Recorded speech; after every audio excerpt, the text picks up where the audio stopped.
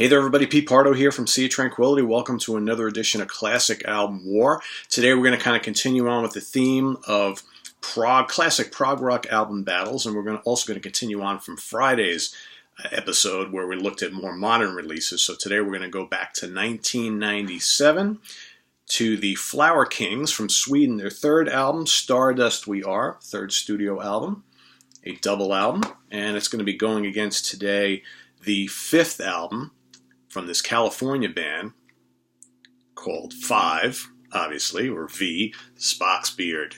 All right, a single album, but no less epic. So these happen to be two bands that I like quite a bit, and these are two bands that, with the addition of maybe Ekelin and Anecdote and then a couple other bands, really, Arena, Pendragon, Marillion, really got me back into prog rock in the early 90s, which was an era where my favorite genre, heavy metal, was kind of going by the wayside a little bit in wake of the big grunge and alternative juggernaut that was coming in. So I was kind of looking for other outlets at that point because I really didn't like the grunge and the alternative stuff. And a lot of the metal bands were trying to be grunge and alternative. So I was like, what else can I latch onto? And then I just started listening more to the prog bands from the 70s. And then lo and behold, there's all these bands that were popping up all over the place in the early 90s, kind of looking to take prog into the new decade, right?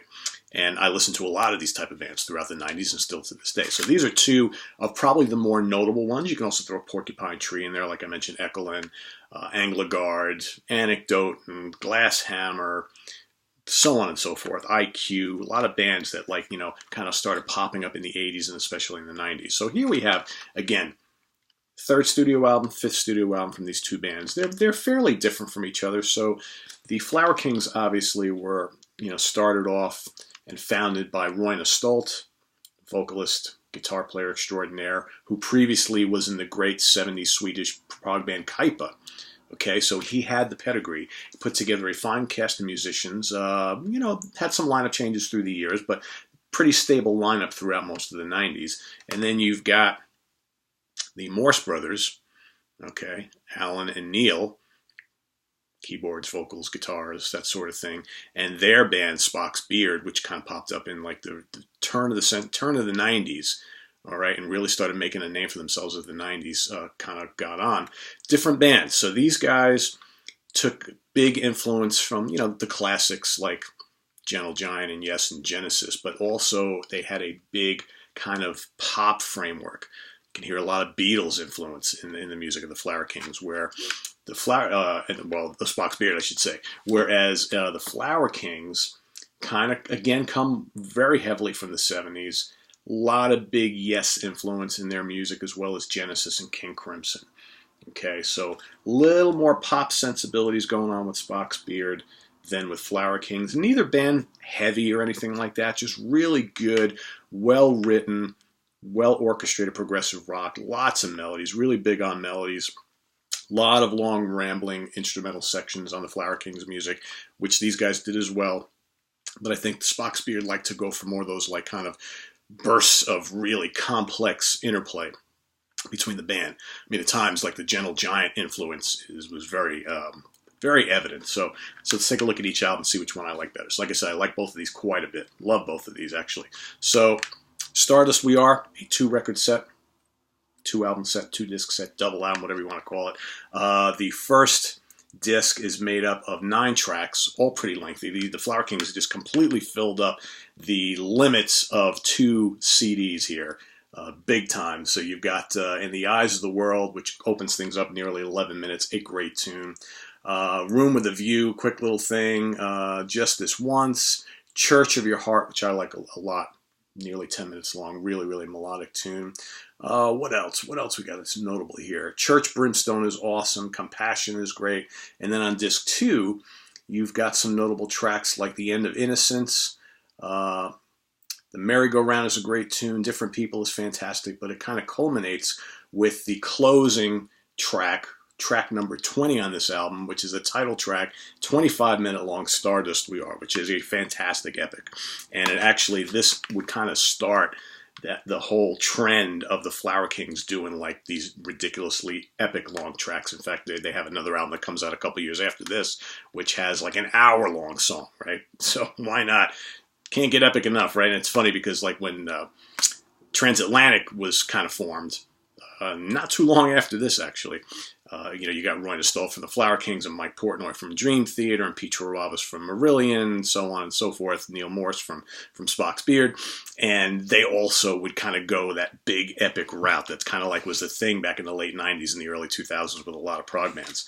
So over to, all right, so 2000, we got V from Spock's Beard, a fantastic album. So again, little more accessible sound than the Flower Kings because the band was big fans of the Beatles, and Neil Morse, the singer, songwriter, keyboard player, also played a little guitar. Just really, really good throughout his career on creating very, very catchy pop melodies. So here we've got a kickoff track at 16 minutes and change at the end of the day, which is a great tune. Really, really great tune. What else we got? Revelation is fantastic.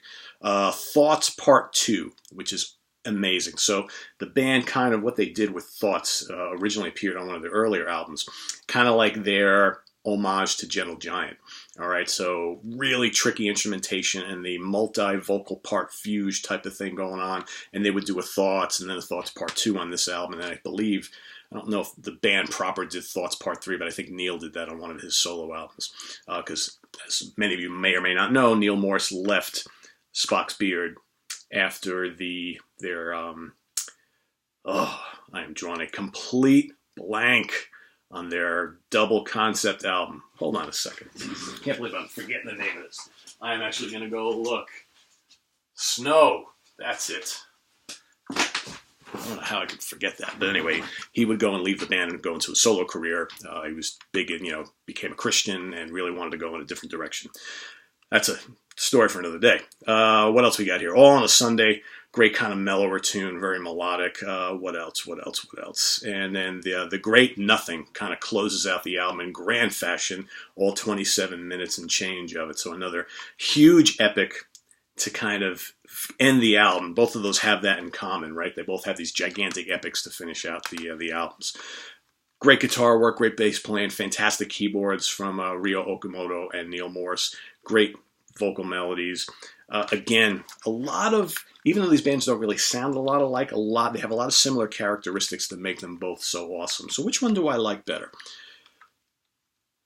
Well, I like a lot of things about both albums, right?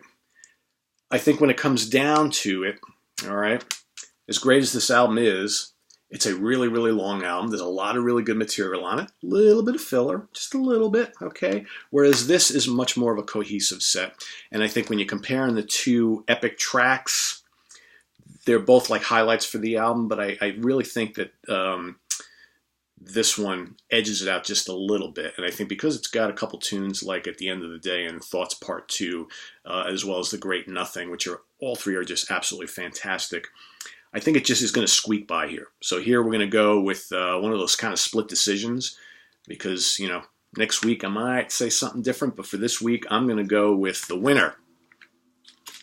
Scores of 115, 113, Spock's Beard, V, or 5, however you like to call it. Ekes it out over Stardust We Are. But both fantastic albums. If you haven't heard either one of these, I highly recommend them. If you have, would love to hear which is your favorite of the two. Pretty even band most of the time, right? Their careers kind of mirrored each other, still to this day, despite like changes in lineups and all that kind of stuff. Both bands are going strong today. Royna's got a brand new Flower King lineup that he put together just recently, and Spock's Beard kind of went on without Neil.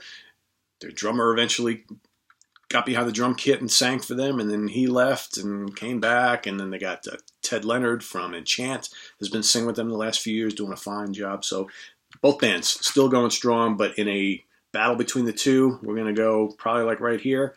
Spock's Beard is your winner. Visit us on the web at www.seatranquility.org. We're on Facebook, we're on Twitter. Of course, we're here on the mighty YouTube often. We got more classic album wars coming up every day this week. With Steve Keeler tonight, taping a bunch of top 10 song shows, so be on the lookout for Aerosmith, Overkill, and Megadeth coming up this week. A lot more fun stuff. Going to try and squeeze in a questions and answers too at some point because I couldn't get to it this weekend.